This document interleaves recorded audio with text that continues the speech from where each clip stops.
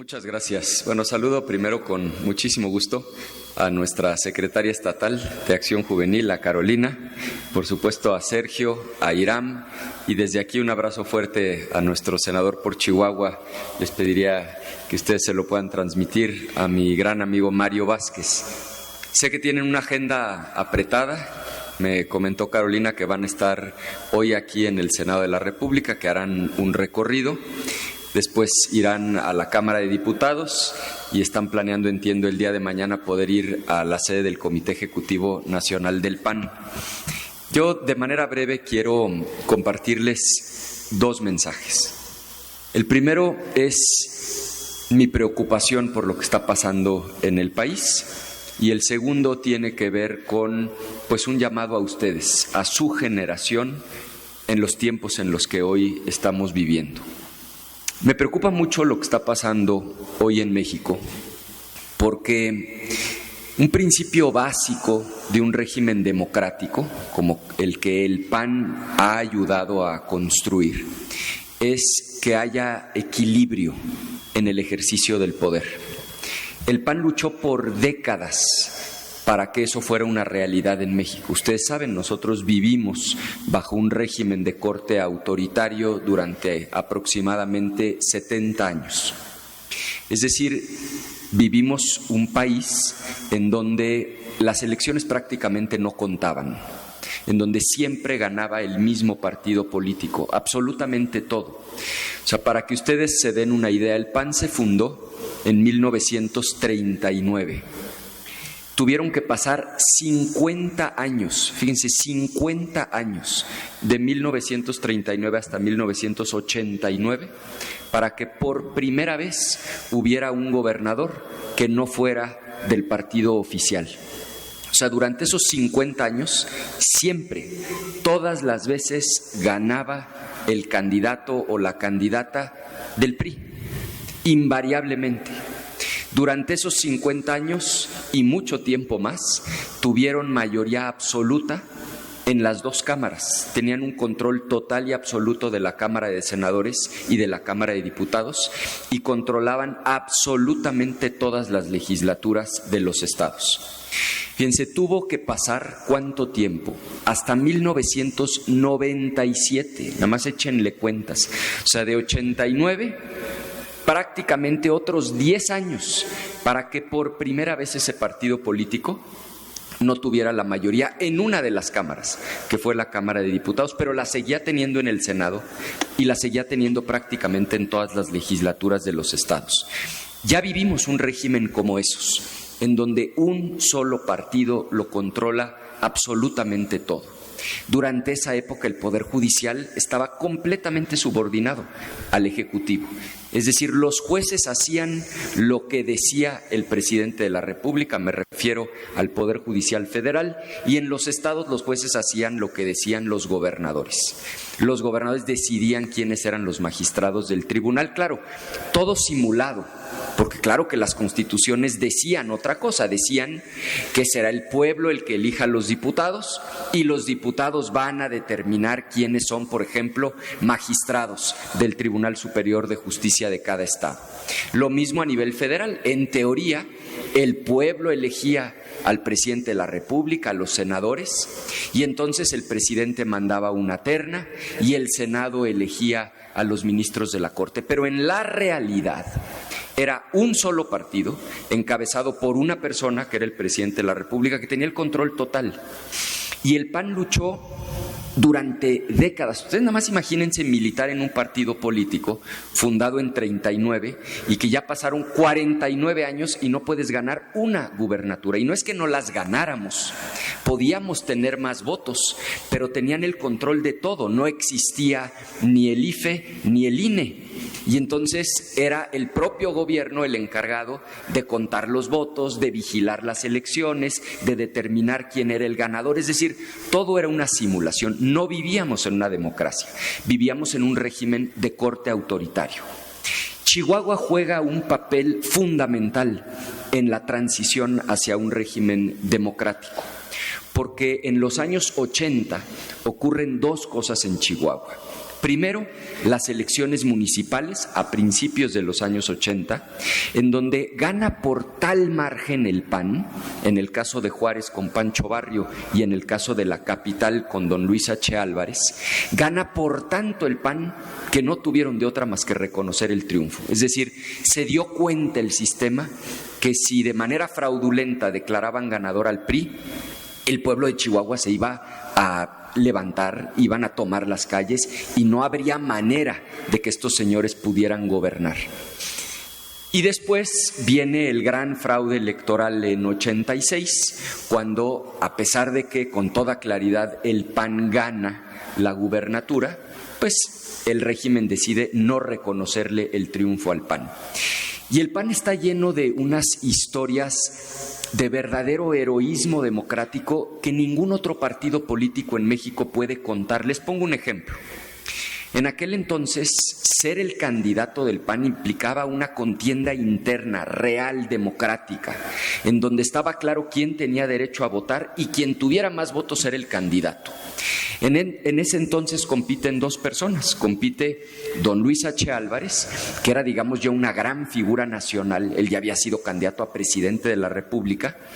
Y un joven, pero un joven promesa que venía de ser alcalde de Juárez, que era justamente Pancho Barrio. En esa elección interna del PAN gana Pancho Barrio. Va Pancho Barrio a la elección, le hacen el fraude electoral y ¿saben quién encabeza la protesta con una huelga de hambre poniendo en riesgo su propia vida? Don Luis H. Álvarez, es decir, aquel que había sido derrotado en la interna. Ustedes nada más imagínense que compiten por el juvenil, pierdes y después cuando al que te ganó le hacen un fraude, tú estás dispuesto a hacer una huelga de hambre. En aquel entonces va a Chihuahua un líder histórico de la izquierda mexicana, Heberto Castillo, muchas gracias, Heberto Castillo, y le dice una frase hermosísima a don Luis, le dice: don Luis, la vida hay que darla en abonos, no de contado. O sea, entréguela poquito a poquito, no la entregue ahorita de jalón en esta huelga de hambre. Y finalmente convencen a don Luis de levantar la huelga de hambre y ahí empieza un movimiento muy importante a nivel nacional que finalmente culmina en el año 2000 con la transición a la democracia. Es la primera vez en la historia de nuestro país, en la historia moderna, digamos después de la Revolución Mexicana, que ya no es el mismo partido político, en aquel entonces el PRI, el que lo controla todo y el que gana las elecciones. A partir de entonces hemos vivido varias transiciones. El PAN tuvo oportunidad de gobernar 12 años, 2 sexenios, el de Fox y el de Calderón. Después la gente decidió darle una oportunidad nueva al PRI y el PRI gobernó del 12 al 18. Después la gente dijo, pues queremos otro cambio y decidieron que fuera Morena, en este caso con López Obrador, del 18 en adelante. Aquí el gran problema es que México está regresando a ese régimen de corte autoritario y ese es el mensaje que yo quiero subrayar. Porque como ahora, durante este sexenio, se hicieron a la mala de los controles para poder modificar la Constitución, nos están regresando a ese régimen del que tantísimos años nos costó salir. En resumen, ¿cuál es la historia? ¿Ganaron la elección presidencial con Claudia Sheinbaum? Sí la ganaron. Pero a nivel de Congreso sacaron el 54% de los votos. Y con ese 54%, ellos, con una serie de trampas gravísimas que se resumen en dos cosas: sobrerepresentación en la Cámara de Diputados, pero lo más grave aquí en el Senado, a punta de órdenes de aprehensión, de amenazas, lograron, fíjense nada más que grave, cambiar ese 54% por el 75% del control. ¿Qué pasa cuando un solo partido político controla el 75% de las dos cámaras y además tiene la mayoría de las legislaturas de los estados? Pues que eso en nuestra Constitución se llama tener la llave para modificar la Constitución. Ese es el nivel de gravedad. Cuando en 1917 se aprueba nuestra Constitución en Querétaro, en el Teatro de la República, el diseño de la Constitución, la lógica detrás de la redacción era: nadie, ningún partido por sí solo debe poder modificar la Constitución. Por eso vamos a exigir mayorías muy altas, lo que se conoce como mayorías calificadas, que se necesiten 2/3 partes de la Cámara de Diputados, 2/3 partes del Senado de la República y además mayoría en las legislaturas de los estados. Es, por cierto, el sistema de la Constitución norteamericana. ¿Por qué creen que ahorita en Estados Unidos no hay un cambio constitucional? Pues porque aunque un partido gane las elecciones, no tiene esa llave, no tiene 2/3 partes en las dos cámaras y la mayoría en las legislaturas de los estados. Entonces, con una serie de prácticas fraudulentas, antidemocráticas, en algunos casos inclusive delictivas, porque es delito lo que ellos hicieron, pasan de 54% a 75%. Y entonces toman el control ya no solo del Poder Ejecutivo, que efectivamente ganaron en las urnas, sino ahora del Poder Legislativo con mayoría calificada. Y por lógica elemental, cuando lo que tú quieres es instaurar un régimen de corte autoritario, ¿qué te falta? Si en una república ya tienes el poder ejecutivo y ya tienes el poder legislativo, pues ¿cuál poder te falta? Pues te falta el poder judicial. Y entonces hacen una reforma, que ellos le llaman la reforma judicial, con una bola de engaños, diciéndole a la gente que ahora sí iba a haber un poder judicial democrático, que el pueblo iba a elegir a los jueces, a los magistrados y a los ministros, lo cual es una absoluta mentira, porque lo que ellos hicieron en la realidad está clarísimo. Diseñaron un mecanismo para ellos quedarse con el control del Poder Judicial. ¿En qué consistió? Muy sencillo.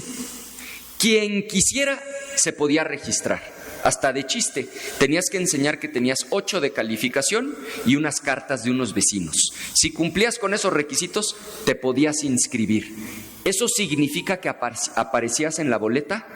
Claro que no, porque crearon un comité, le llamaron comité de evaluación, de 5 personas, obviamente esas 5 personas, 100% de ellos, y esas 5 personas, ese supuesto comité de evaluación, decidió quiénes de los que se habían inscrito aparecían en la boleta, pasando por una supuesta tómbola.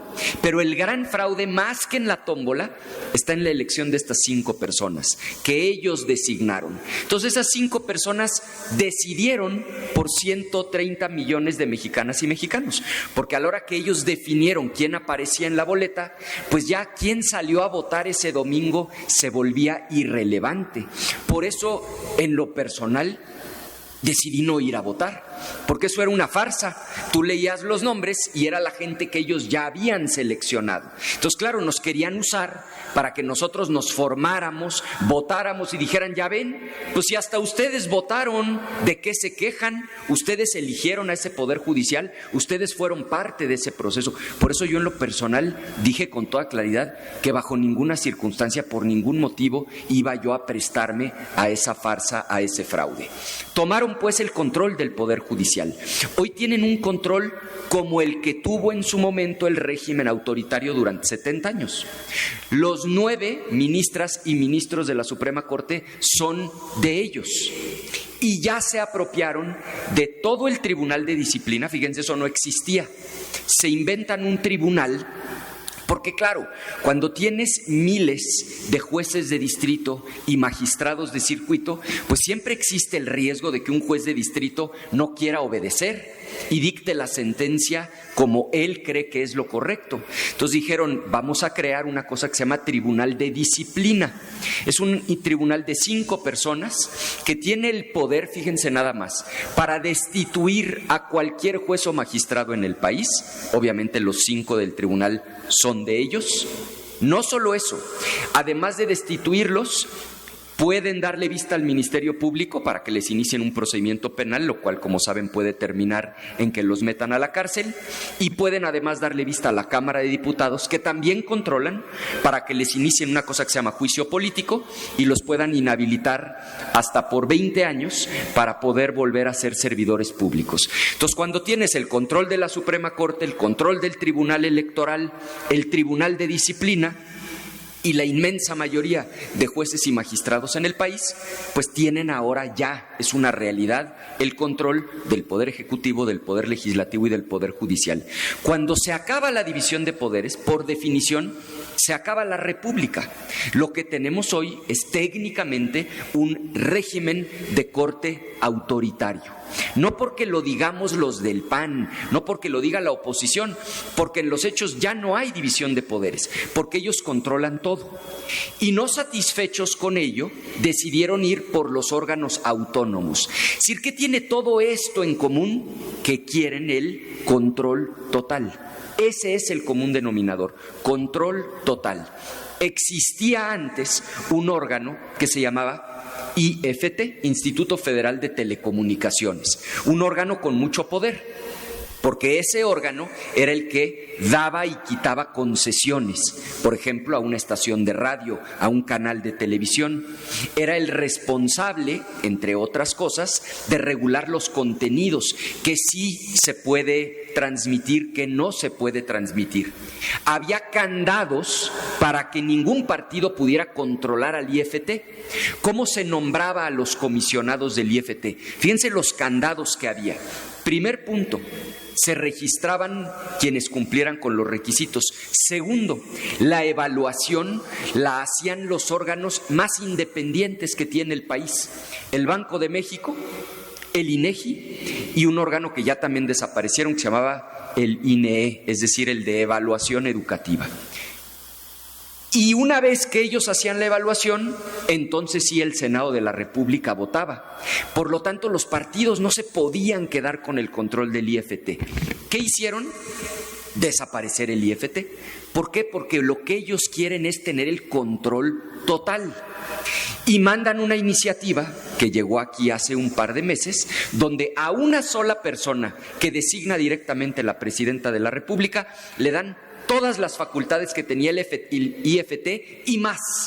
¿Por qué digo y más? Porque no solo le dan facultades de dar concesiones, quitar concesiones. En el artículo 109 de la iniciativa, firmada de puño y letra de la presidenta, le daban facultades a esa persona, fíjense nada más, una persona, para bloquear cualquier contenido en plataformas digitales.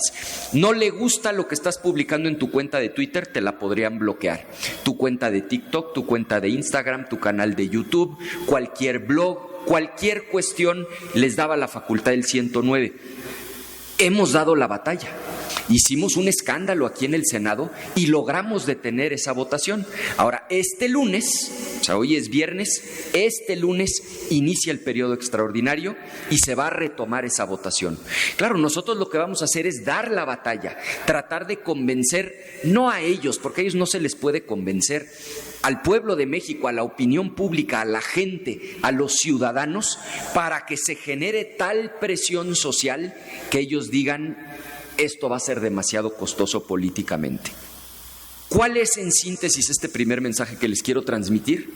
Que todo eso por lo que el PAN luchó por tanto tiempo, esta gente lo está destruyendo y nos están regresando a un régimen de corte autoritario en donde un solo partido, un solo movimiento, en última instancia una sola persona, tendrá el control de absolutamente todo. Y miren, esa película ya la vimos y esa película no acaba bien, porque cuando se concentra el poder de esa manera, todo se empieza a descomponer. Cada vez hay más corrupción, cada vez hay más desconexión con la gente, porque claro, cuando ya también tienes el control de las elecciones, pues te empieza a importar poco lo que opinen los ciudadanos y esa historia acaba mal. Y eso me lleva al segundo y último mensaje que les quiero transmitir. La generación de ustedes tiene en sus manos una responsabilidad similar a la que tuvo la generación de quienes en su momento fundaron el PAN allá por 1939. Porque a su generación le va a tocar desmantelar este régimen de corte autoritario y regresar a México a un régimen democrático de división de poderes donde el gobierno está para servir a la gente. Y va a ser una tarea larga, espero no tan larga como la que le tocó a los fundadores. Un primer paso, por supuesto, es conservar aquellos gobiernos que hoy tenemos. Y por eso vuelve fundamental su esfuerzo en su estado, en Chihuahua, para que ustedes logren conservar un buen gobierno en Chihuahua en las próximas elecciones. Y que así como en la década de los 80, Chihuahua fue en buena medida la semilla para que germinara el árbol y lográramos en 2000 la transición democrática, yo tengo esperanza en que la generación de ustedes va a lograr esto. Termino diciéndoles, miren, cuando yo entré al PAN, yo no conocía a nadie en el PAN. No tenía ningún familiar que se dedicara a la política. Y les puedo decir por experiencia propia que ustedes pueden llegar tan lejos como ustedes se lo propongan. No dependen de nadie, dependen de su propio esfuerzo. ¿Cuál es la clave del éxito? La clave del éxito son dos cosas: la claridad de objetivos y la perseverancia para alcanzarlos. Paso número 1, tienes que tener clarísimo a dónde quieres ir, porque si no sabes qué quieres y a dónde quieres llegar, por más que te esfuerces no va a suceder. Claridad de objetivos. Y paso número 2, perseverancia. Perseverancia por semanas, por meses, por años y por décadas. Y cuando se persevera, se los garantizo, se alcanza. Entonces mi mensaje para ustedes en lo personal es: sueñen en grande, propónganse objetivos grandes y una vez que los tengan bien claros, pónganse a trabajar y estoy seguro que los van a poder alcanzar. Bienvenidas, bienvenidos al Senado de la República y muchísimas gracias por su atención.